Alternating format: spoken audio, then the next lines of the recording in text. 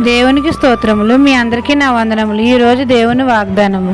నేడు వారి కన్నుల ఎదుట నిన్ను గొప్ప చేయ మొదలుపెట్టెదను. యెహోషువ గ్రంథం 3:7. పరిశుద్ధుడైన మన తండ్రి అయిన యెహోవా మనల్ని వారి కన్నుల ఎదుట నిన్ను గొప్ప చేయ మొదలుపెట్టెదను అని మనతో సెలవిస్తున్నారు. దేవుని నిబంధన మందసము మనం మోస్తే దేవుడు మనల్ని మోస్తాడు. మన హృదయం దేవుని మందసంగా ఉండాలి.